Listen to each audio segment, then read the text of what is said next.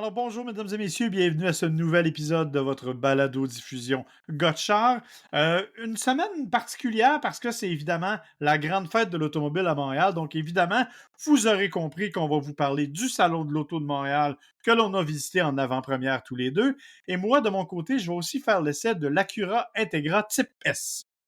Vous comprendrez effectivement que moi aussi, je vais vous parler du Salon de l'Auto de Montréal, mais aussi de mon essai du Ford Maverick 2023 et, comme à mon habitude, un petit variant de petites histoires insolites qui me font toujours plaisir à vous raconter. Moi, c'est William Bouchard. Et moi, c'est Marc Bouchard et vous écoutez Gotchard.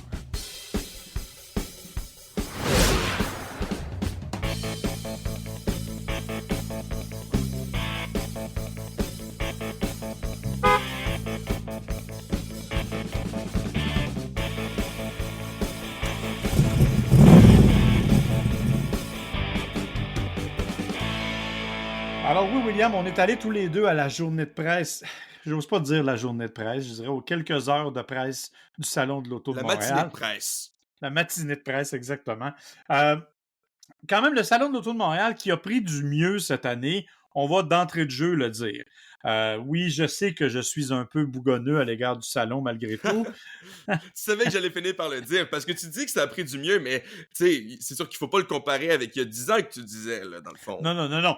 Tu sais, même il y a quelques années, au moment où tout le monde était là, ben actuellement, on a quand même, par rapport à l'an passé, la bonne nouvelle, c'est qu'on a récupéré les 3 étages. L'année passée, c'était sur un seul plancher. Cette année, c'était sur 3 planchers. C'est toujours sur 3 planchers. Et au Palais des Congrès.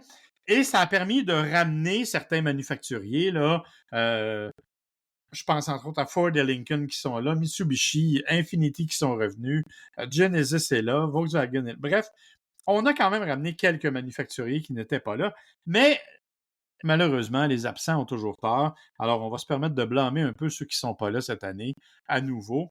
Tout le groupe Stellantis, qui a affirmé quelques semaines à peine avant le Salon de l'Auto de Montréal qu'ils abandonnaient la totalité des salons de l'auto en Amérique du Nord. Donc, évidemment, ça fait aussi partie de ça. Donc, ils n'ont pas été à Montréal.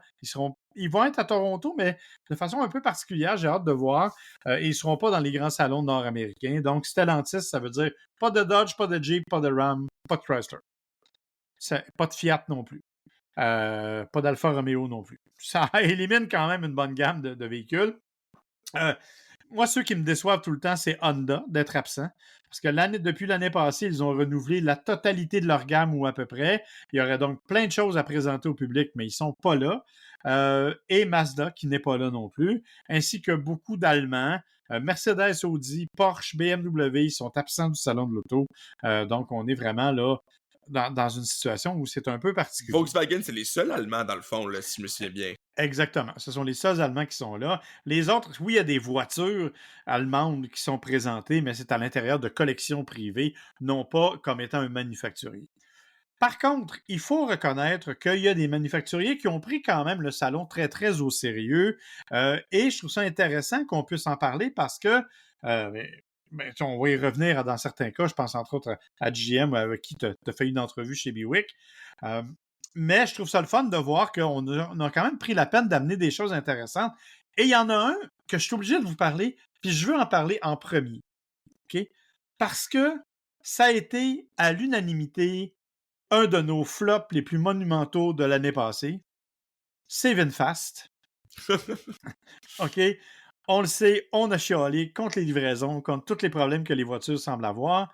Mais VinFast est là au Salon de l'Auto. Ils ont pris vraiment beaucoup d'espace. Ils ont toute leur gamme. Donc, la VF7, VF8 qui sont déjà commercialisées, la VF6 et VF9 qui vont arriver plus tard. Et ils ont même amené les 2 prototypes qui ont été présentés au CES à Las Vegas il y a quelques jours à peine. Effectivement, j'étais surpris de voir ça, puis j'étais surpris aussi, juste quand on compare le décor, là, disons qu'il y en a certains qui l'ont pris un peu plus au sérieux, puis VinFast fait partie de ceux qui voulaient impressionner, là, clairement. C'est un peu presque hollywoodien, je dirais, là, l'esthétique, tout en lumière. C'est assez beau, là, c'est esthétiquement assez impressionnant. Puis, je dois avouer que je suis pas un grand fan du design des modèles qui sont en ce moment en production chez VinFast.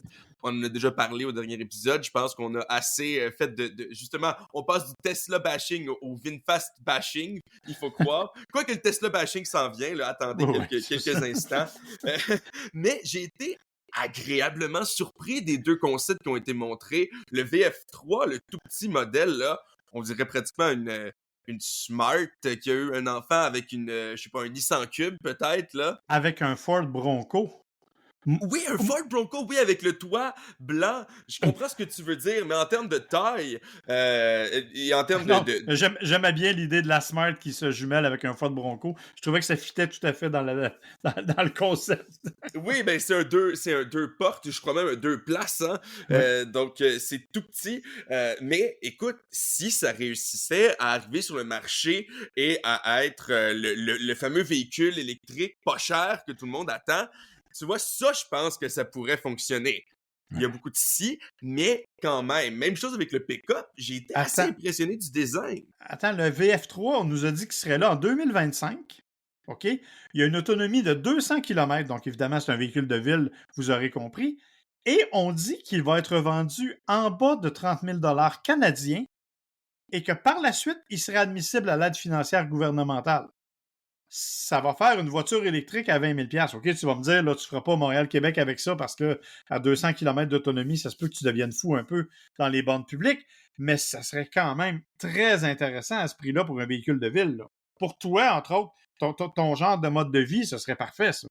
Absolument, du moins tant que j'ai pas d'enfant ou quoi que ce soit, hein? Mais Oui. c'est sûr que ce que j'ai hâte de voir, ça va être la puissance parce que quand j'ai essayé des VUS sous-compacts là, dans ce genre-là, bon, même à essence, là, je pense entre autres, il y a une des Venue, là, ce genre d'affaires-là, c'est un petit peu ça le problème. C'est pas nécessairement le véhicule en soi, c'est plus quand on rentre sur l'autoroute puis qu'on a l'impression qu'on manque un peu de puissance rendu à 90, c'est un peu écoute, je sais pas, peut-être pas pour tout le monde, mais pour moi, je suis peut-être chialeux, mais c'est un point assez négatif, là. Donc, ça va être ça qui va être intéressant. Puis en plus, ce qui est intéressant, c'est qu'on nous a dit que c'était en cours d'approbation pour qu'il y ait une flotte de presse. Donc, Oui, on pourrait vous parler potentiellement de nos essais parce que tout ce qu'on a dit, hein, comme on l'a dit au dernier épisode, c'est basé sur absolument rien de tangible de notre côté. On les a jamais essayés, on les a juste vus. On est rentré à l'intérieur, hein, au salon de l'auto, mais on les a jamais conduites. Donc, j'ai vraiment hâte de voir les voitures, là, de comment elles se comportent vraiment, là. effectivement. Et tu parlais de l'autre véhicule, je vais te laisser aller là-dessus, parce qu'effectivement, la camionnette Wild qu'ils ont présentée, c'est son nom, ça aussi, ça a du style, là. La fameuse camionnette Oui, VinFast, là. oui, ben dans le fond, ça m'a fait penser un peu au Ford Ranger, là, tu me corrigeras, mais c'est un peu un genre de Ford Ranger en termes de dimension, mais avec un look décidément VinFast, tant qu'on regarde tous les autres modèles. Je trouve que pour un VUS, ça fonctionne plus ou moins, là, le look VF8 avec le devant. Je sais pas comment l'exprimer, peut-être et- je sais pas comment l'exprimer, mais ça a un peu l'air d'une balloune un peu trop gonflée. C'est la seule image que j'ai en tête. On dirait que les phares se perdent un peu. Sur un VUS, je trouve que ça fonctionne plus ou moins. Sur le Wild, je trouve que ça fonctionne pas mal mieux. Je sais pas ce que toi t'en penses, mais j'ai trouvé que ça avait pas mal de style. Encore une fois, on sait pas grand-chose de ce qu'il y a là-dedans, outre l'extérieur, là. Donc c'est dur de commenter quoi que ce soit, mais j'ai bien hâte de voir si on va pouvoir un jour l'avoir sur la flotte de presse, ne serait-ce que pour savoir comment il se comporte, encore une fois. Effectivement, donc tu as raison et j'avoue que le design était quand même intéressant. Faut dire qu'en plus, on l'avait mis comme argent très prototype, là. Donc, évidemment, ça contribuait à le rendre un peu plus attirant. Alors, VinFast, vraiment, un coup de chapeau pour la compagnie qui, malgré ses problèmes, vraiment veut s'imposer, est arrivé avec beaucoup de je dirais, de sophistication et de. Ils sont arrivés à grand déploiement là, au Salon de l'Auto de Montréal. Ça n'a pas été le cas d'un autre véhicule qui pourtant va attirer l'attention probablement 25 fois comme les VinFast, et ce sont nos amis de chez Tesla qui ont fait un dévoilement un peu surprise parce que personne ne l'avait vraiment annoncé à l'avance. C'est le fameux Cybertruck. Bon, il y a les autres modèles Tesla, c'est le club Tesla qui est là, et on a présenté le fameux Cybertruck, et je dois m'en confesser, il est aussi laid en vrai qu'il l'est en photo. J'essayais tellement de l'aimer. J'essayais tellement de l'aimer. Je voulais arriver ici puis m'obstiner avec toi puis te dire non, ben non, finalement, quand on le voit en personne, il est pas si pire. Parce que moi, je suis quand même un fan là, des autres modèles Tesla en termes de design.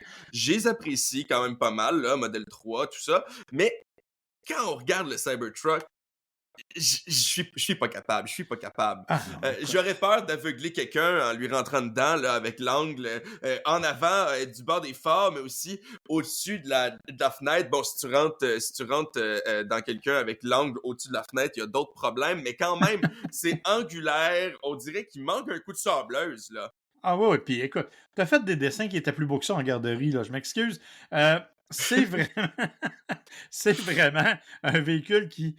Il y a comme rien. La seule partie qui est intéressante, en fait, c'est la barre lumineuse de Dell Oui, en avant, oui, qui, ça, est bien faite. Mais tu regardes les joints de carrosserie, ça a l'air très ordinaire. Les grosses roues noires, c'était pas très joli. Les angles, tu le dis, qui sont extrêmement pointus, pas très raffinés. Euh, L'espèce de pare-brise qui a déjà l'air toute maganée. Bref, non, je suis pas un fan. Mais pour satisfaire la curiosité, il faut quand même aller voir le Cybertruck. j'ai entendu quelqu'un dire à la blague, ça doit coûter cher en maudit remplacer ce pare-brise-là, parce que c'est vraiment gigantesque, puis aussi il y a un seul essuie-glace. Je serais curieux de voir comment est-ce que cet essuie-glace gigantesque, premièrement, coûte, et deuxièmement, fonctionne, hein, parce que je sais pas l'efficacité, si on peut la comparer. Encore une fois, c'est des questions qui restent ouvertes, là, on n'en a jamais fait l'essai, mais je serais vraiment curieux, parce que moi, je suis pas convaincu, là, juste en le regardant. Toujours Non. pas. Non, moi non plus. J'avoue qu'ils ne m'ont pas gagné avec le Cybertruck, je dois le dire. On va quand même aller voir d'autres manufacturiers qui ont aussi fait des efforts. Je pense à Toyota et Lexus.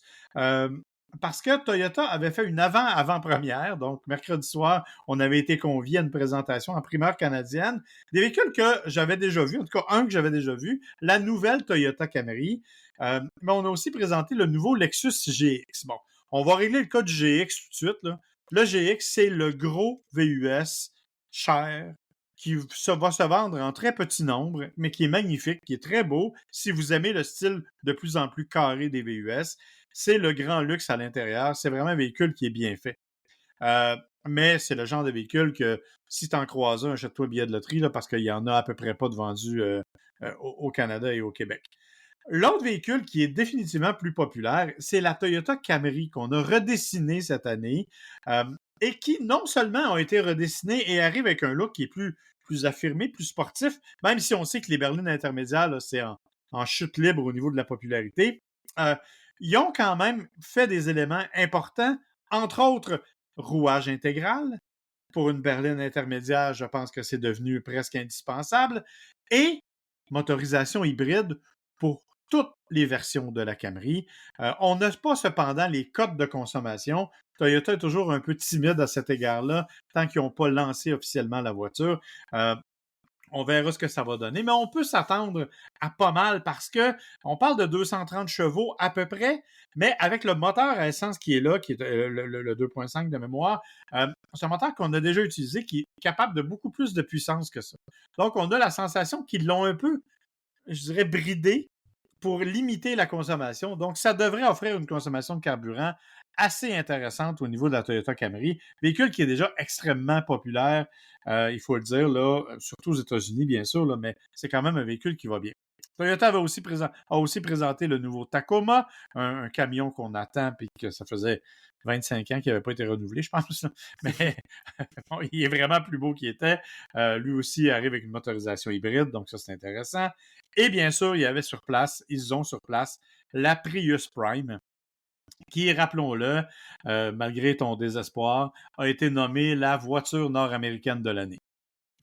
Écoute, comme quoi, il y a beaucoup de gens qui aiment ça. L'efficacité par-dessus le plaisir de conduite, c'est correct, c'est correct. J'ai pas besoin de juger. Exactement.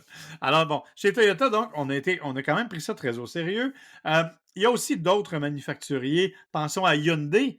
Hyundai qui ont présenté le véhicule que tu as hâte d'essayer par excellence.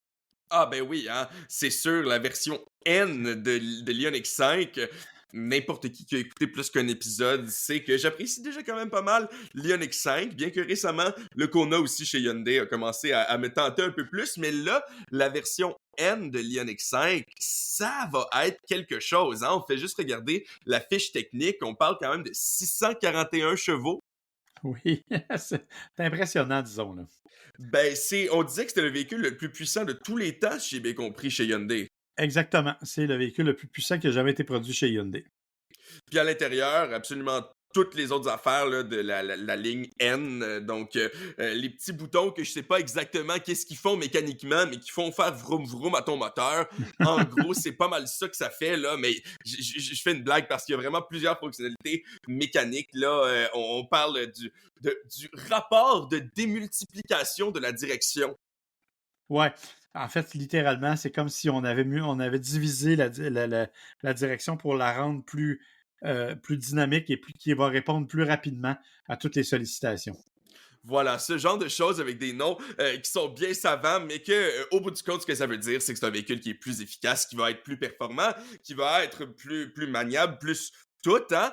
J'ai hâte de voir qu'est-ce que ça va être l'autonomie aussi sur ce véhicule-là. Ouais, c'est sûr qu'il y a aussi toutes sortes d'autres éléments au niveau des suspensions et tout qui ont été dessinés. Vraiment, c'est le premier véhicule N, il faut le rappeler, qui est électrique. On a essayé, tu le sais, on avait essayé le Kona N, l'Elantra N, le Mhm. Veloster N. Toi, tu l'avais pas fait, mais moi, oui. Donc, c'est des véhicules qui sont déjà très dynamiques, mais là, on arrive avec une coche au-dessus. J'avoue que ça va être plaisant, bien sûr, très plaisant. Il y a un autre véhicule du côté de chez Hyundai, puis celui-là, ben, c'est... moi, je l'ai mis dans ma liste des voitures que j'ai hâte d'essayer pour la prochaine année, je l'avoue. C'est le Hyundai Santa Fe. Parce que je trouve qu'ils ont fait un super beau design, mais ils ont vraiment, comment je pourrais dire, ils ont pris un risque, vraiment. Parce que on est passé d'un véhicule qui était relativement conservateur à quelque chose qui est beaucoup plus dynamique, beaucoup plus agressif, un véhicule carré qui ressemble à s'y méprendre à un Land Rover. Hein? Et on a mis des éléments de design, les fameux H, les phares en forme de H à l'avant et à l'arrière. Bon, ça ne plaît pas à tout le monde. Les gens ont un petit peu bougonné. Des détails comme la fameuse poignée qui nous permet de monter jusqu'au toit. Je sais que toi, tu n'en as pas besoin. Mais moi, oui, pour aller sur les rails de toit. Oui, ça va rester coincé dans la neige, mais c'est pas grave. Et ils ont annoncé deux autres choses. La première, c'est la venue d'une version XRT. Donc, une version qui est un petit peu plus hors route, mais qui est dotée surtout d'une plus haute garde au sol parce qu'on a la même motorisation, c'est-à-dire la motorisation hybride qui se retrouve sous le capot des versions de base. Parce que, ironiquement, aux États-Unis, c'est la version à essence qui est de base. Chez nous, la version d'entrée de gamme, c'est la version hybride. Et la deuxième annonce, elle a été faite en présence d'un joueur du Canadien que tu n'as jamais vu de ta vie, autre que sur des photos, ben, c'est Yvan Cournoyer. Moi, quand j'étais jeune puis j'écoutais le hockey que mon père Cournoyer jouait, ça vous donne une idée que ça fait longtemps, ben, ils ont fait venir Yvan Cournoyer pour annoncer en fait que Hyundai avait désormais un partenariat avec la Ligue nationale de hockey et ce sera possible de personnaliser votre véhicule pour avoir le logo de votre équipe favorite, notamment sur des seuils de porte et des trucs comme ça. Bon, ma seule déception, c'est que le logo des Nordiques n'est pas disponible. Bon. J'avoue, hein, il y aurait vraiment pu. Puis l'autre aspect aussi, c'est qu'il va juste avoir 500 exemplaires Ouais, c'est de ça. produits. Mais bon, écoute, quand même, c'est quand même une des seules fois que je me rappelle où on a un modèle qui est exclusif au Canada, hein, donc Ouais. faut quand même saluer ça. Quelque chose d'exclusif à chez nous. Bon, ok, c'est le hockey, là. Personnellement, c'est pas moi qui vais aller m'acheter un Santa Fe avec, je sais pas, le logo des Maple Leafs, là. Mais, regarde, Ouais, on go abs go. C'est tellement ton genre. En tout cas, c'est correct. Il y a aussi, bien sûr, du côté de chez Hyundai, les autres modèles. Là, bon, la Ioniq 6, entre autres, qui est là. Donc, les autres véhicules de Hyundai sont là. Du côté toujours des Coréens, il faut rappeler que Genesis est de retour aussi. Rien de très spécial du côté de Genesis, mais on a présenté les véhicules que l'on a en lice. Il faut le dire, c'est une marque qui a vraiment le vent dans les voiles. La preuve, c'est qu'à peu près tous leurs modèles sont finalistes au titre de véhicule de l'année du côté de la JAC, hein, parce qu'on a annoncé récemment les finalistes. Alors, le GV70 est finaliste dans la catégorie des VUS. Le GV70 électrifié l'est dans la catégorie des VUS électriques. Et le G80 électrique est en nomination dans la catégorie, est finaliste dans la catégorie des voitures électriques. Donc, Genesis, c'est vraiment une marque qui est en plein développement. Ils sont à Montréal avec leur véhicule. Et l'autre marque coréenne, bien entendu, ben, c'est Kia. Kia qui, en présence de leur porte-parole, Mélissa Desormeaux-Poulain, parce qu'on n'a pas parlé de Marie-Lou quand même, chez Hyundai. Ah oui, ben écoute, hein, il y avait une boîte sur scène chez Hyundai depuis laquelle on a fait apparaître Marie-Lou, du moins un hologramme. Puis franchement, on a fait du grand déploiement technologique. Mettons qu'on a beaucoup ri parce que, à la blague, avant le début de la conférence de presse, William a dit c'est ça, ils vont faire sortir Marie-Lou de la boîte. Et, ben, Ils évidemment, ont fait sortir Marie-Lou de la boîte. Mais écoute, pour Kia, elle était là pour vrai, pas ouais. besoin d'hologramme, hein? Non. C'est effectivement, Mélissa Desormeaux-Poulain était là pour présenter en fait un véhicule qui a été légèrement modernisé cette année. C'est le Kia Sorento. Un véhicule qui subit surtout des changements au niveau esthétique, qui ajoute aussi la version X-Pro, qui est en fait l'équivalent du XRT du côté de Santa Fe. Donc, un véhicule qui est avec une meilleure capacité de remorquage jusqu'à 4500 livres, véhicule qui est capable de recevoir 3 rangées. Bref, un véhicule qui, honnêtement, a un certain intérêt, là, au même titre que le Santa Fe, et qui est peut-être plus raffiné. Et c'est d'ailleurs un peu ironique parce que, auparavant, quand on voulait quelque chose d'un petit peu plus sophistiqué dans cette gamme-là, on allait chez Hyundai avec le Santa Fe. Quand on voulait quelque chose de plus sportif, on allait du côté de chez Kia. Mais là, on regarde les deux mêmes véhicules et quand on va vouloir quelque chose d'un peu plus sportif, d'un peu plus musclé, on va aller chez Hyundai. Et quand on va vouloir quelque chose d'un peu plus raffiné, on va aller chez Kia. Donc, on a comme inversé la tendance là, au niveau des deux constructeurs coréens, mais c'est quand même un véhicule super intéressant. À part ça, ben, si on continue, écoute, parmi les gens qui étaient présents, il y a Mitsubishi, bien entendu, qui sont là avec les Outlander PHEV surtout. Un kiosque pas très grand, mais qui est suffisant pour présenter toute la gamme est là, de la Mirage au Outlander. Donc, tous les véhicules sont là. Infiniti qui fait aussi un retour, qui présente peu de choses. On se garde, eux autres, pour Toronto surtout, où on nous a annoncé qu'il y aurait entre autres des prototypes du côté de Toronto, mais c'est plus discret du côté de Montréal, bien entendu. Du côté de Nissan, le kiosque lui-même n'est pas nécessairement l'attrait le plus grand. C'est-à-dire que c'est correct, là, les véhicules sont là, puis on les voit, puis on est content de voir la Z, puis de voir le Rogue, puis ce qui va avec. Ce qui a vraiment attiré mon attention, c'est que cette année, ben, évidemment, on parle de la Nissan, de la Coupe Sentra, hein, du côté de chez Nissan, et on a présenté, tu l'as fait toi aussi, un petit film qui dure 4-5 minutes. C'est dans une mini salle de cinéma avec des sièges D-Box et on vous fait littéralement vivre un séjour à bord du cockpit de la Coupe Nissan Sentra. Et là, vous êtes le pilote et vous vivez ça avec les sensations D-Box. Attends, ça commence avec une pub Nissan. Moi, je pense que c'est la partie qui m'a le plus frappé. Hein. On a pu vivre en D-Box une pub de Nissan. Donc, déjà, il y a ça. Mais oui, ça m'a vraiment... ça m'a quand même impressionné, soyons honnêtes, parce que ça n'avait pas l'air de grand-chose. Là. Je savais pas à quoi m'attendre exactement. Mais je sais pas comment c'est fait exactement. Il doit y avoir des capteurs dans les véhicules pour justement capter les vibrations, mais on ressent même la vitesse, le moteur. C'est plutôt réaliste pour ce qui est un siège au bout du compte, là, un siège avec différents trucs pneumatiques, là, mais c'est quand même réaliste. J'ai jamais fait de course, mais ça m'a presque donné le goût d'en faire, là. Oui, et c'est là que tu te rends compte que ça prend des nerfs d'acier pour faire de la course automobile Oh oui! parce que tu te rends compte que les autres voitures sont vraiment pas loin et que de temps en temps, ben, ils se retrouvent même dans le mauvais sens, hein? Oh oui! Et pas nécessairement quand tu t'y attends. Alors, honnêtement, moi, c'est l'attraction que j'ai préférée de tout le salon. Je suis plate de même. Parce que c'est la chose qui était la plus différente, je trouvais. Très Euh, original. par rapport aux autres, là, j'ai trouvé que c'est vraiment original et bien fait. Ça aurait pu être raté, mais c'est vraiment bien fait. Donc, rendez-vous au 5e, allez voir ça. Ça vaut vraiment la peine.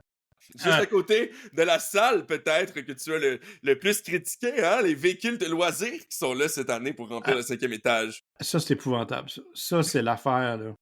Ça, là, j'arrive pas à comprendre. Je comprends, là, ils voulaient boucher un trou, là.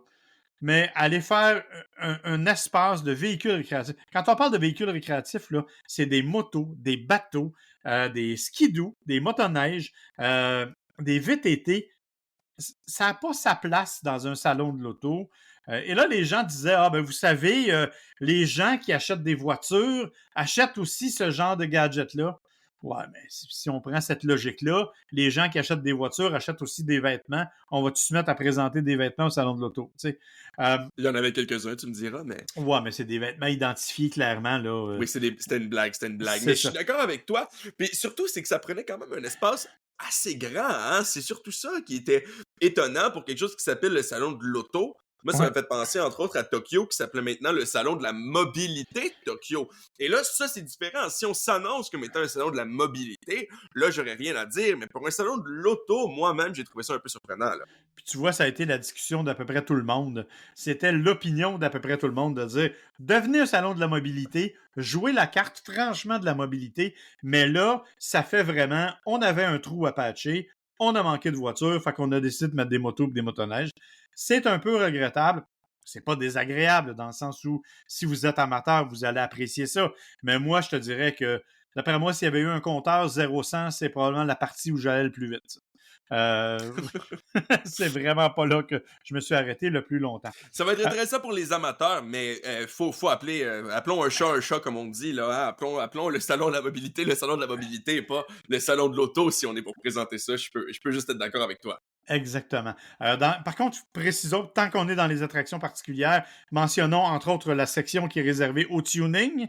Euh, Pas quelque chose qui m'intéresse, je le dis très, très ouvertement. Je suis pas un amateur de tuning et je pense qu'il y en a de moins en moins, mais les gens qui sont là ont présenté vraiment des véhicules complètement modifiés, complètement flyés. La petite Beetle avec les roues grosses de même, c'est absolument spectaculaire. Il y a des choses qui sont vraiment impressionnantes, là. Moi non plus, c'est pas mon intérêt, mais juste passer à travers, on peut pas s'empêcher de regarder les voitures, là. C'est sûr que visuellement, c'est probablement l'affaire la plus impressionnante, mais effectivement, c'est pas l'endroit non plus où je me suis plus attardé, là. Non, effectivement, puis c'est honnêtement, moi en tout cas, c'est. Mais par contre, il faut savoir que les gens qui sont là présentent leur voiture, alors en parlent avec une passion incroyable. Et ça, je pense que ça a le mérite d'être des gens intéressants. De la même façon, il y a une partie qui est sport motorisé, où là, ben vraiment, on a des véhicules. On parle de la Coupe Nissan Sentra qui est là avec le véhicule de Marie-Soleil Labelle.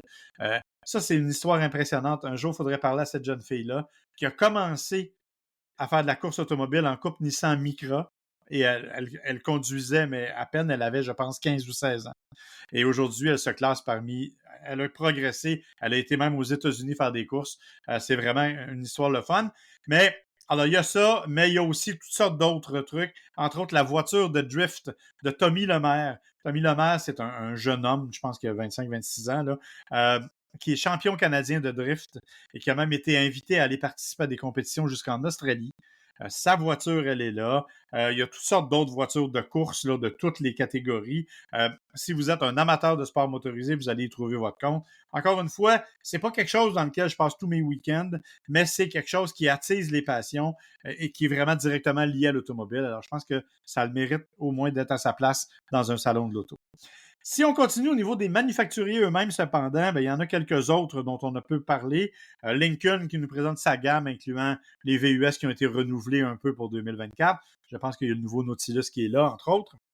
Il y a bien sûr les voitures de collection, la fameuse collection de Luc Poirier, qui a la plus grande collection de Ferrari au Canada. Bon, je l'avoue, ça, c'est pas quelque chose qui m'attire non plus parce que on les a vus pas mal l'année passée. Oui, on a renouvelé, on a de nouvelles voitures cette année, mais c'est peut-être un peu moins spectaculaire. Il y a par contre d'autres voitures de collection, Bugatti Chiron, une vieille Bugatti qui est là. Il y a plein d'autres véhicules qui sont là. Il y a McLaren qui a présenté la nouvelle 750S, qui est un véhicule impressionnant. Il n'y a pas d'Allemand, on le dit, mais il y a quelques véhicules, dont la Porsche Dakar qui est là, qui appartient à Luc Poirier, justement, qui est un des véhicules les plus spectaculaires. Il y a Ford du côté des manufacturiers grand public qui sont là avec leur nouvelle camionnette, hein, le F-150 qui a été renouvelé, le nouveau Ranger, la fameuse Mustang Mach-E Rally, donc une version un peu plus hors route. Ouais, elle est jaune flash, mais J'ai beaucoup aimé la couleur. J'ai beaucoup aimé la couleur, personnellement. Mais moi, moi aussi, il y a une couple de choses là, qui m'ont quand même, disons, surprise. Entre autres, la Mustang. Hein, il y a plusieurs versions de la Mustang. Le Mustang Dark Horse. Il y a aussi le Bronco Raptor. Donc, d'autres versions, là, c'est sûr qu'on a déjà entendu parler de tous ces modèles-là mille et une fois, hein, comme tu dis, Ford, c'est peut-être une des marques plus conventionnelles desquelles on a parlé, mais quand même, il y a des versions exclusives là, qu'on n'a pas encore vues ici, donc ça aussi, ça vaut la peine là, de passer pour aller les voir. Exactement. Et après ça, ben, on va terminer, si tu veux, sur ce salon-là, en disant, bon, dernier détail, il est aussi possible d'aller faire des essais de voitures électriques hein, quand on a 25 ans ou plus. Désolé, William. Il me reste 2 mois, là. Mais en collaboration avec le CAA, donc il y a un certain nombre de voitures électriques. Et la dernière compagnie dont je vais vous parler, c'est General Motors. Pourquoi je la garde pour la fin? Parce que General Motors a fait comme l'année passée, c'est-à-dire qu'ils ont amené toutes leurs marques. Et ils se sont pris des kiosques séparés pour chacune de leurs marques. Du côté de chez Chevrolet, par exemple, on a mis le paquet, on a amené la Corvette E-Ray, qui est une version hybride tout à fait spectaculaire, de plus de 600 chevaux. On a le Chevrolet Silverado électrique, on a le Blazer, l'Equinox. Bon, bref, les voitures sont là. Il y a bien sûr des modèles de série traditionnels, mais on a quand même amené ça. On a toutes les versions du Hummer électriques qui sont là aussi. Du côté de chez GMC, on a le nouveau Sierra, on a ce qui vient avec. On a du côté de chez Cadillac, le Cadillac Escalade IQ, qui est le superlatif des grands VUS. Je trouvais que le Grand Wagoneer était impressionnant. Ce véhicule-là, je ne sais pas où on va s'arrêter. Là. C'est vraiment, c'est luxueux. Donc, il est là. Il sera dévoilé. Il est dévoilé, mais il sera commercialisé en 2025. Et le dernier, ben, je vais te le laisser parce que c'est Buick et tu as eu l'occasion d'avoir un entretien chez Buick.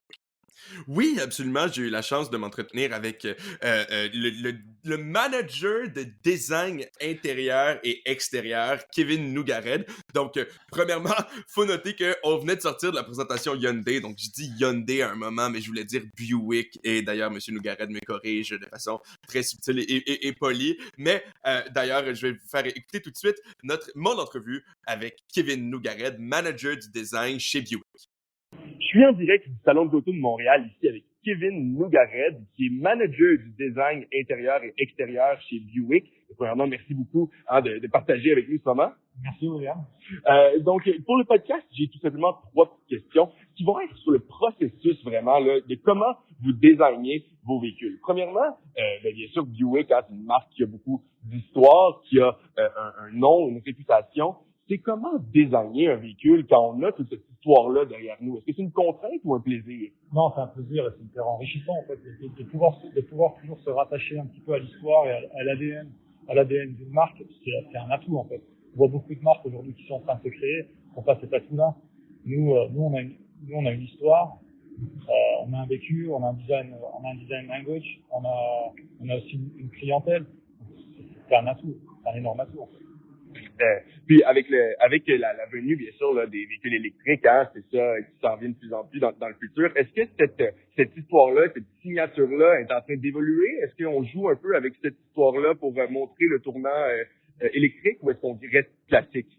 Oh non, il faut jouer, pour nous, il faut que ça reste un plaisir. Il faut toujours qu'il y ait une forme d'amusement et puis toujours se rattacher un petit peu au passé, mais avec l'électrique, il faut notre but en design, c'est que les choses évoluent. Il faut que ça évolue. Puis l'électrique, justement, ça donne une certaine liberté qu'on n'a pas avec les thermiques, non? Il y a une forme de liberté. Par exemple, le fait de plus d'avoir de contraintes avec un moteur sur le capot, ça ouvre des opportunités. Le fait d'avoir un plancher plat à l'intérieur des voitures, ça ouvre des opportunités pour, je sais pas, des rangements ou des choses comme ça. Puis d'accessibilité, d'avoir des empattements plus longs ou d'avoir des plus grosses, ça nous ouvre des opportunités différentes et d'interpréter le design de manière un peu différente. Ouais.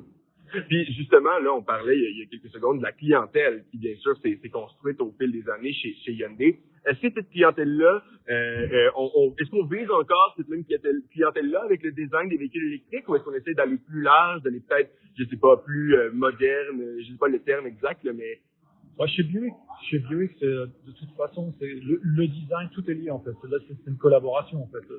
Que l'ingénierie, mais c'est aussi d'amener de la modernité aux voitures et d'attirer une clientèle plus jeune, dans l'âge, mais plus jeunes aussi dans le mindset, et nous aussi dans le design et dans le marketing. Je pense que toutes les marques cherchent à avoir une clientèle plus optimiste, en fait, au final. Je sais pas si jeune est réellement le terme, mais en tout cas, une clientèle plus optimiste. Moi aussi, j'ai cherché le terme. J'ai dit modèle, mais moi aussi, j'avais jeune en tête. Mais en ce moment, on se retrouve autour là, de plein de modèles Buick et on le voit bien, je dirais, juste comparativement il y a 5-10 ans. Là. Vous, j'imagine que vous avez travaillé sur un bon nombre de modèles chez Buick.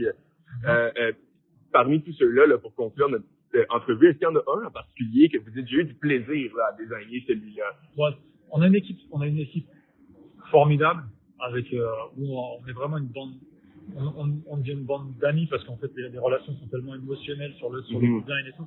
Mais moi le Wildcat c'est vraiment la voiture que j'ai le plus faite. C'est des process courts, les concept cars. En général, il y a beaucoup d'intensité dedans. Et c'est là où le design souvent s'amuse le plus. Si on parle de cours, on parle de combien de temps à peu près? Un chocard en général, c'est autour d'une année.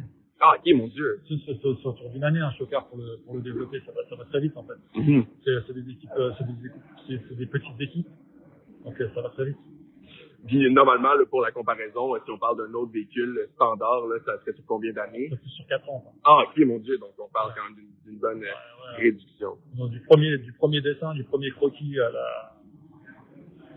la voiture au salon de l'auto de Montréal, c'est bien 4 ans.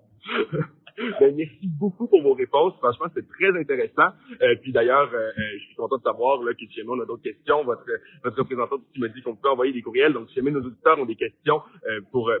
Nougared, ça va nous faire plaisir de leur transmettre. Je vous remercie énormément d'avoir partagé ce moment-là avec nous. Puis merci aussi pour vos beaux designs qu'on peut voir autour de nous en ce moment. Merci. Alors voilà, je trouve ça extrêmement instructif parce que je trouve ça intéressant de voir où Buick s'en va. C'est une compagnie qui est en pleine explosion du côté Buick. On nous a présenté d'ailleurs au Salon de l'Auto de Montréal le N-Vista, qui est absolument magnifique, que moi je trouve très beau. Il y a bien sûr le Wildcat, qui est le véhicule électrique qui s'en vient. Alors, du côté de Buick, là, beaucoup de développement. Et je pense que M. Kevin Nougared oui. a été très, très clair à cet effet-là. Là. On est vraiment dans les développements du côté de Buick. Alors voilà, c'est ce qui résume un peu ce Salon de l'Auto de Montréal 2024 qui se déroule en ce moment au Palais des Congrès. Un événement qui, quand même, malgré le fait qu'il ne soit pas complet, malgré le fait qu'il y ait des choses qui manquent, bien sûr, des manufacturiers qui manquent, et oui, peut-être qu'on a tendance, nous, les vieux journalistes, à comparer avec ce qui se faisait il y a 20 ans. Mais il faut quand même avouer que c'est un événement extrêmement important du côté du monde automobile au Québec. Et je pense que ça vaut la peine d'y aller. Et on va voir quels seront les résultats en termes de visiteurs. Mais je pense que cette année, on fait définitivement un pas en avant par rapport à ce qu'on offrait l'année passée. Une fois ces visites-là faites, bien évidemment, nous, on parle de chars, on est des gars de chars, donc je vais me permettre de prendre quelques minutes pour vous parler de l'Acura Integra Type S, un véhicule que j'ai essayé il y a quelques temps. Et honnêtement, là, je vais parler d'un énorme cliché épouvantable, mais j'ai quasiment eu le goût de me mettre une casquette à l'envers pour partir et conduire la voiture. Oh, wow! Ouais, c'est le genre de voiture qui te donne envie d'être un peu rebelle. C'est la même plateforme, il faut le dire, que la Honda Civic Type R, mais avec une qualité de finition Acura, bien que il n'y a pas tant de différence. Et ça, c'est probablement le principal défaut qu'on peut trouver à ce véhicule-là. Il n'y a pas, je trouve, assez de différence entre l'Acura et la Honda au-delà de 6 000 $. Ce qui est non négligeable quand même comme différence. Ce qui est non négligeable, mais donc, parce que physiquement, elles se ressemblent, elles partagent la même plateforme, elles partagent la même mécanique, un 4 cylindres 2 litres, mais à ma grande surprise, il est plus puissant du côté d'Acura, 320 chevaux contre 315 pour Honda. Je ne sais pas pourquoi exactement. J'avoue que je ne me suis pas arrêté aux détails techniques à ce point. Mais donc, on a 5 chevaux de plus du côté de l'Acura. Mais, autre élément, contrairement aux rivales de cette catégorie-là, qui sont la Golf R, par exemple, ou la Subaru WRX, on se retrouve avec un véhicule qui est une traction au lieu d'être un rouage intégral. Donc, ça amène vraiment un mode de conduite qui est assez différent. Boîte manuelle 6 vitesses, super bien étagée. Peut-être un petit peu à bas régime est peut-être un peu moins agréable, mais honnêtement, c'est un véhicule qui te donne envie de conduire de façon dynamique. Pas faire le fou, parce que j'ai passé l'âge de faire le fou, là. Mais Et de mettre ta casquette à l'envers. et de mettre ma casquette à l'envers, quoique ça, il n'y a pas d'âge pour ça. Mais, donc, honnêtement, les accélérations sont le fun, la conduite est le fun, la direction est précise, les freinages sont bons, le transfert de poids est bien contrôlé. Honnêtement, c'est un petit véhicule avec lequel je me suis beaucoup, beaucoup amusé. Il faut dire que je l'ai eu aussi où on est dans une période où il y a eu un peu de neige, ce qui n'est pas non plus particulièrement désagréable quand tu conduis une traction manuelle. Tu peux aller t'amuser un petit peu à tester la tenue de route réelle de la voiture. Ça, c'est bien. À l'intérieur, confort intéressant. Je suis pas un fan du design, du nouveau design Honda avec l'espèce de ligne grillagée qui traverse le tableau de bord au complet. On l'a un peu adapté du côté d'Acura, mais on s'y retrouve. On est à peu près dans le même niveau avec des petits bâtons pour bouger les buses. Là, je ne suis pas impressionné outre mesure. Système d'infodivertissement qui est correct sans plus. Mais c'est un véhicule qui est fait pour les gens qui aiment conduire, pour les gens qui recherchent vraiment un plaisir de conduite. J'avais des gros doutes. Je l'avais essayé au Test Fest, rappelle-toi. J'étais sorti.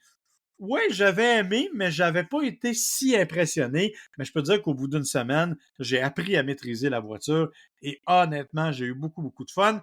Et à ma grande surprise, j'ai eu aussi beaucoup de commentaires d'amateurs qui sont venus voir la voiture, qui la trouvaient vraiment belle.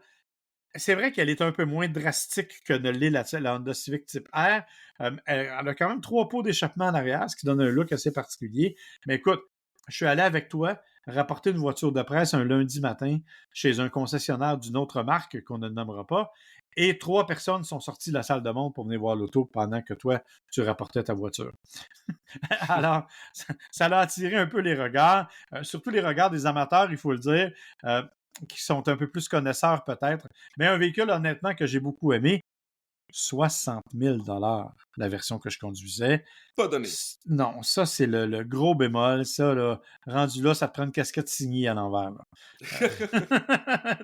Alors, je trouve que ça, c'est vraiment le plus grand défaut. Objectivement, je pense que pour 5 à 7 000 de moins, j'irais me chercher la version Honda Civic Type R qui remplit à peu près la même mission. Toi, de ton côté, tu es allé dans quelque chose d'un peu plus utilitaire, disons. Oui, absolument. Moi, je vais te parler de mon premier essai de pick-up, de camionnette. Mais bon, certains diront, est-ce que ça compte même comme vraiment un pick-up? Mais moi, je pense que oui. Je te parle du Ford Maverick. C'est un tout petit pick-up, soyons honnêtes. Là, c'est pas énorme. La boîte, surtout, est pas énorme. Mais je suis obligé de dire que j'ai plutôt aimé mon expérience. Moi qui, encore une fois, si vous avez écouté le podcast, vous savez que dans la vie, les pick-up, c'est pas nécessairement là que j'ai beaucoup d'intérêt, mais mon expérience pendant la semaine, je suis obligé d'admettre que je l'ai plutôt aimé. Moi, j'avais la version Lariat Tremor avec le moteur EcoBoost. Ben, la version Tremor a toujours le moteur EcoBoost, là, mais quand même, on parle d'un moteur de 250 chevaux, 277 livres-pieds de couple. Donc, quand même quelque chose là, de très satisfaisant, surtout sur quelque chose qui est pas très gros, donc pas aussi lourd là, qu'un modèle comme un F-150 ou même un Ranger là, du côté de chez Ford. Donc moi, du côté des performances, c'est sûr là, que c'est pas quelque chose qui est fait pour l'accélération, mais c'est pas conçu pour remplir ce créneau-là non plus. Là. Donc, on peut pas vraiment lui reprocher. Moi, je trouve que pour le créneau qu'il occupe, c'est parfaitement agréable. Par rapport aussi à la boîte, j'ai pas vraiment fait quoi que ce soit qui méritait là, de transporter des 2x4 ou quelque chose comme ça. Je suis obligé de l'admettre. Mais on parle quand même de quelque chose qui est pas mal versatile. Là. Elle fait à peu près 4 pieds de profond, mais avec le système FlexBed, c'est super versatile. Il y a des crochets sur lesquels on peut accrocher là, des cordes ou même on peut y placer des morceaux de bois, visser des morceaux de bois à l'intérieur de la boîte en tant que telle pour faire des divisions. Parce que écoute, tu me corrigeras, mais je connais pas vraiment d'autres modèles là, qui a ce niveau-là de personnalisation de la boîte. Non, donc... et surtout un niveau de personnalisation que tu peux presque faire toi-même, parce que tu l'as dit, tu peux le faire avec des morceaux de bois, alors que la plupart du temps, les autres camionnettes te proposent ça, mais avec des groupes d'options que tu dois acheter chez les concessionnaires. Tandis que là, tu peux littéralement le faire toi-même. Et c'est même le point le point de vente là, du Oui. Maverick un peu. On le fait soi-même, on peut vraiment le personnaliser comme on veut. Donc, écoute, ça, je pense qu'il est pas mal unique en son genre pour cet aspect-là. Puis je pense aussi que ça va justement avec le créneau qui remplit parce que, selon moi, le Maverick, ça pourrait être le F-150 dans le sens, le modèle le plus vendu parce que je pense qu'il conviendrait parfaitement là, à tellement d'usages. C'est une boîte, donc on peut se permettre de transporter quand même des choses qu'on pourrait pas transporter dans une valise. Mais au niveau de la consommation, moi, j'avais la version qui consomme le plus. Selon le manufacturier, on parle de 11 litres au 100. Moi, j'ai fait légèrement plus parce que j'étais en ville, là, mais peut-être 11,2, 11,3 litres au 100. Donc, vraiment, c'est quelque chose qui va pas consommer autant que, je sais pas moi, le Raptor que tu nous as déjà parlé du côté Mais là, des j'espère. séries F. Mais, Non, mais là, j'ai pris le gros exemple, là. ouais. Faut dire aussi que tu avais le trimmer, qui est quand même la version la plus hors route. Donc, c'est une option, un groupe d'options qui ajoute un peu à ça. Et moi, quand je parle du Maverick, je rappelle toujours le slogan que Ford avait lancé au moment du dévoilement du camion. C'est le camion qui est fait pour ceux qui ne savent pas qu'ils ont besoin d'un camion. Ben, je suis pas mal d'accord avec ça, dans le sens que moi-même, en plein milieu de Montréal, j'aurais pu y trouver une utilité, puis surtout, j'ai réussi à y trouver des places de parking. Je pense que ça vaut la peine de le mentionner. Parce que je sais pas à quel point j'aurais été capable de m'en tirer si j'avais essayé un F-150 sur les petites rues, pas trop loin de chez moi. Écoute, c'était légèrement avant la neige. Là, je suis en train de passer mon backup de 2023 pour être très honnête avec nos auditeurs parce qu'on l'a pas fait toutes les semaines. Mais je l'ai fait légèrement avant la neige. J'aurais été curieux de le vivre avec le déneigement et tout. Mais j'ai réussi à me trouver des places de stationnement en parallèle sans problème. Ce que je pense pas que j'aurais été capable de faire avec un autre des camions là, de chez Ford ou même je sais pas moi, là, un Silverado, je Tu sais n'as pas. même pas voulu que je te prête le Wagoneer. Tu vois, le Wagoneer, c'est un autre bon exemple. Donc, écoute, j'ai été franchement surpris. Je pensais pas que j'allais apprécier autant ma conduite.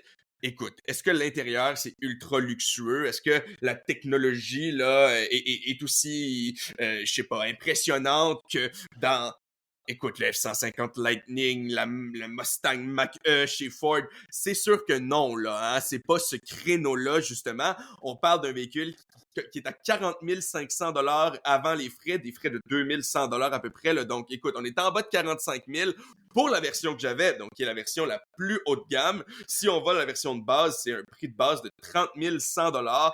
Donc, écoute, je l'ai dit et je le répète, selon moi, la moitié des gens qui s'achètent un Ford F-150 au Canada pourraient s'acheter un Ford Maverick sans tirer pour moins cher. S'ils prennent la version hybride, ils vont pouvoir s'en tirer pour moins cher. À la pompe aussi, hein, on annonce quand même une 6,3 litres au 100 km là, pour la version hybride. Donc ça, c'est quand même vraiment impressionnant pour une camionnette.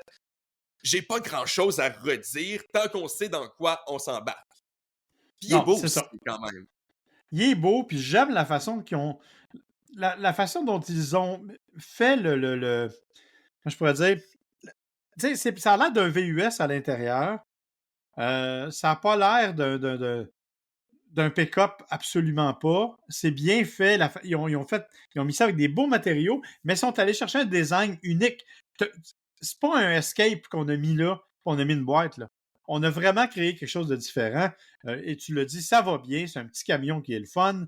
Puis tu as raison. Qui a besoin de tirer 14 000 livres? Je suis pas sûr que tout le monde a besoin de ça qui s'achète un F-150. Alors, je pense qu'effectivement, c'est un choix logique pour les gens qui ont peut-être des besoins un peu plus petits.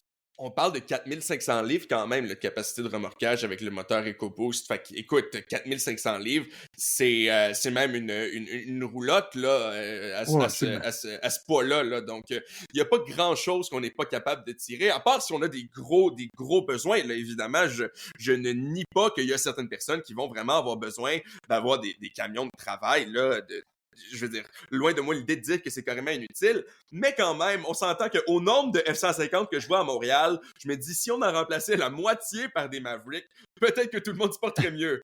143 000 Ford F qui se sont vendus l'année passée. 143 000. Complètement fou.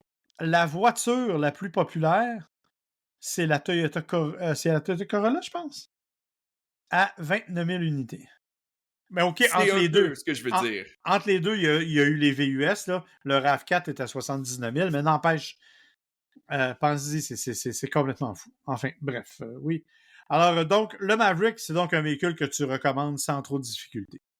Oui, absolument. Si on est sur le marché là, pour ce genre de véhicule-là, pour une camionnette, moi je pense que c'est par là qu'on devrait commencer, savoir est-ce que ça remplit nos besoins. Puis si oui, écoute, pourquoi aller chercher plus gros quand on peut s'en tirer pour moins? Selon moi, la performance, la technologie, l'intérieur, le confort, j'ai pas grand-chose à dire pour un véhicule en bas de 50 000. Alors, avant de te laisser passer à tes nouvelles, qui, j'en suis sûr, sont absolument d'intérêt incroyable. On va quand même compléter, parce qu'on a parlé tantôt un petit peu de la JAC qui a diffusé là, les finalistes. Il faut rappeler que le concours des voitures canadiennes de l'année va se terminer en février au Salon d'auto de Toronto, où on va nommer les gagnants. Entre-temps, toujours dans le temps du Salon de Montréal, on présente les finalistes. Alors, finalistes, c'est pas compliqué cette année, il y en a 12, parce qu'il y a 4 catégories seulement. Alors, du côté des voitures de l'année, il y a l'Acura Integra type S, dont on vous a parlé précédemment, la Honda Accord et la Toyota Prius. Je vous avoue que j'espère que la type S va gagner parce que la Accord, je l'ai trouvée un peu plate. Et la Prius, elle est super belle, là. Elle est de belle qualité, elle va très bien, mais peut-être pas aussi stimulante que l'autre. Du côté des véhicules utilitaires de l'année, le Genesis GV70, le Toyota Grand Highlander, qui est la version 7 passagers du Highlander, là, un grand véhicule, et le Mazda CX-90, doté du moteur 6 cylindres assez puissant. Véhicule qui est impressionnant. Du côté des véhicules, des voitures électriques de l'année, la Genesis G80 électrifiée, la Toyota Prius Prime, désolé William, et la Ioniq 6, histoire de te rassurer un peu avec le choix qui s'en vient. Enfin, du côté des VUS de l'année, électrique, il y a le GV70 électrifié, il y a le Kia EV9, qui est le grand véhicule qu'on peut aussi voir au Salon de l'Auto de Montréal, et il y a, bien entendu, la Hyundai Ioniq 5. On rappelle qu'il y a à peu près, il y a une cinquantaine de journalistes qui ont participé à ça. Il y a eu 600 bulletins de vote qui ont été remplis pour chacune des catégories, pour les catégories dans leur ensemble. Et les résultats seront connus officiellement le 14 février ou le 15 février. Le 15 février exactement au Salon de l'Auto de Toronto. Voilà, mon cher. Ben, merci pour tout ça. Moi, de mon côté, c'est plus ou moins des nouvelles, là. De toute façon, j'ai juste deux petites choses intéressantes. Premièrement, je vais te parler d'un outil qui s'appelle roadcurvature.com. Donc, je répète, roadcurvature.com. Ça peut paraître un peu niaiseux, mais si jamais on cherche un road trip, on n'a pas envie de prendre les autoroutes, hein? Mais même dans notre coin, c'est rare qu'on sait quelle route serait intéressante pour aller conduire. Et c'est là que l'outil Road Curvature devient intéressant parce que c'est un outil qui, à l'aide d'imagerie satellite et de données GPS et autres, identifie les plus belles routes sur lesquelles aller conduire en se basant sur à quel point les routes sont sinueuses, sont justement loin des autoroutes. On a aussi différents symboles selon si c'est une route pavée, non pavée, dépendamment de quel genre d'aventure on peut avoir. Et il y en a au Québec, plus encore, il y en a sur l'île de Montréal. Là. Donc, on parle de certaines routes sur le bord de l'eau, à Pointe-Claire, entre autres, à Sainte-Geneviève, il y en a une à Laval, il y en a sur l'île Perrot, donc il y a vraiment quand même pas mal de routes. Écoute, ça, c'est pas les routes les plus sinueuses, tu comprendras, là, dans le coin de Montréal, mais si on monte vers le nord, évidemment, Sainte-Agathe-des-Monts, Mont-Tremblant, là, on en a qui sont de plus en plus intéressantes. Puis, bien sûr, là, dans le nord, on peut aller là, dans le coin de la Mauricie, hein, dans le parc national de la Mauricie, il y en a une qui est, selon eux, very twisty, donc très sinueuse, qui d'après moi doit être assez intéressante à aller visiter. Mais j'ai trouvé l'outil super cool parce que c'est à travers le monde, vraiment, là. Donc, on peut rechercher peu importe la destination, même en Afrique, en Chine, au Japon, justement, hein. Donc, partout à travers le monde. Et il y a des routes pas mal plus sinueuses que je pensais un peu partout, même dans les endroits plus plats. Donc, ça peut être intéressant. Écoute, je suis en train de regarder ça et je suis impressionné. Ça va vraiment me donner un sérieux coup de main. Parce que oui, effectivement, on cherche souvent des routes où on peut aller faire des essais intéressants de voitures, des routes un peu dynamiques. Et honnêtement, c'est vraiment bien fait et facile à utiliser, là. Puis, Non? parlant du Japon, laisse-moi terminer ça sur une note un peu humoristique. Est-ce que tu connais la Toyota Century? Ouais, ben on en a déjà parlé de la Century, de mémoire.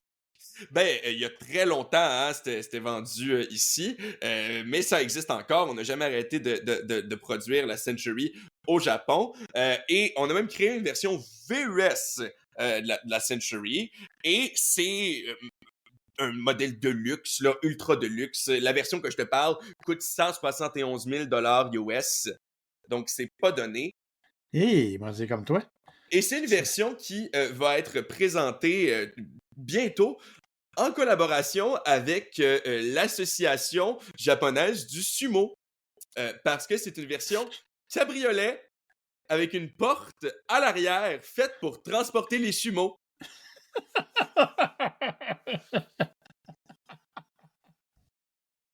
OK. Dois-je me sentir concerné? Mais Non, quand même, j'espère pas, là. Au début, on voulait utiliser un Crown et on a dit non, non, non, non, non. On va utiliser le Century, hein, on va pas transporter nos sumos dans n'importe quoi, mais ça va être présenté dans une parade de l'association japonaise du sumo qui célèbre son centenaire cette année. Donc voilà, si jamais vous avez 171 000 US plus les frais pour l'importer au Canada et des amis sumo, maintenant vous savez quel véhicule le racheter. ouais, je dirais, retiens pas ton souffle. D'après moi, t'en verras pas souvent, par exemple. Je dis ça. Quoique toi, tu t'en vas au Japon dans quelques mois. Si jamais t'en vois, tu prends des photos. Je te le dis, là. Écoute, ça m'étonnerait que même au Japon, je vois le modèle à 200 000 Canadiens pour transporter des sumos. Là, je pense pas qu'on en voit à tous les coins de rue, mais je trouvais que c'était plutôt cocasse quand même pour commencer l'année avec nos petites nouvelles. Effectivement. Alors voilà, c'est comme ça que se termine cet épisode de Gotchard. On espère que ça vous a plu. On vous rappelle qu'au moment où on enregistre, c'est le Salon de l'Auto de Montréal qui bat son plein pour encore une dizaine de jours, donc précisément jusqu'au 28 janvier 2024. Un salon qui vaut le déplacement quand même. On espère que vous avez apprécié le reste aussi, incluant les voitures pour les sumos. Non, mais écoute, je pense qu'on est les seuls qui vont parler de ça au Québec, donc on peut se vanter d'avoir une exclusivité québécoise. Exactement. Alors, on vous invite bien sûr à nous suivre sur les réseaux sociaux, hein? Gotchard Podcast sur Facebook. On est à Gotchard sur Instagram, de mémoire. Et bien sûr, à vous abonner sur toutes les plateformes, à nous envoyer des petits avis, des petites étoiles. Ça nous aide beaucoup au niveau du classement. Alors, on espère que vous serez avec nous aussi pour notre prochain épisode. Là-dessus, mon cher William, moi, je te dis bonne route.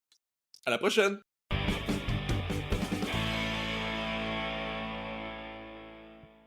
Gotchard est une production de l'agence MWA Bouchard, à l'animation Marc et William Bouchard, au montage sonore Audrey Denomé et pour la musique thème Kevin MacLeod.